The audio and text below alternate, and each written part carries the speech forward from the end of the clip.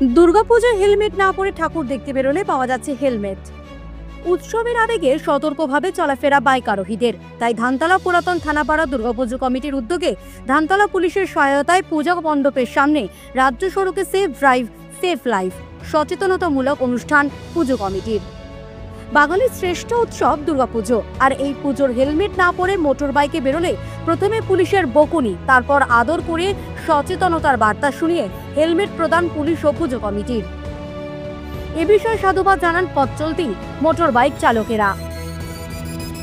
আমাদের সতর্কতায় পুজো মণ্ডপ থেকে এবং পুলিশ অফিসার তাদেরকে হেলমেটটা দিল, আমরা এটা মেনে চলবো, হেলমেটটা পরে চলবে।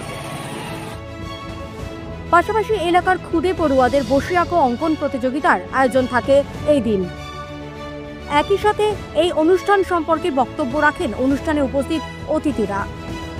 পুজো কমিটির দাবি, প্রত্যেক বছরই দুর্গাপুজোকে সামনে রেখে নানান সামাজিক কাজের উদ্যোগ নেওয়া হয়।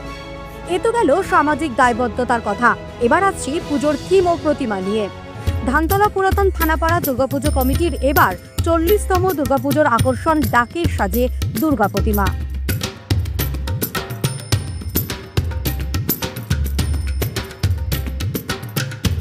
সেই সাথে পুরনো ঐতিহ্যকে ধরে রাখতে কাপড়ের প্যান্ডেলের মণ্ডপ, যা আগত দর্শনার্থীদের মন জয় করেছে। দুর্গা উৎসব বাঙালির শ্রেষ্ঠ উৎসব।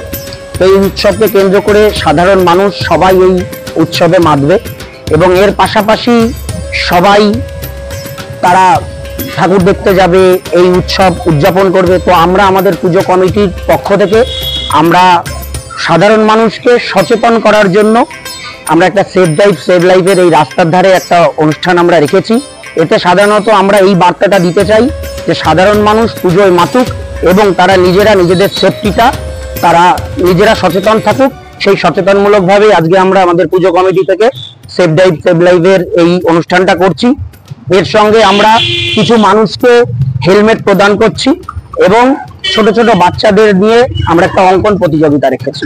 আমাদের এই পুজো আমরা সম্পূর্ণভাবে সামাজিকভাবে গড়ে তোলার চেষ্টা এর আগেও করেছি, এখনো করছি, আগামী দিনেও আশা করি করব। আমাদের দীর্ঘদিন পুরনো ঐতিহ্যটাই আমরা ধরে রেখেছি। আমরা সবার প্রচেষ্টায় এই কাপড়ের প্যান্ডেল এবং আমাদের প্রতিমা ঢাকের সাজে আমরা প্রতিমা গড়েছি।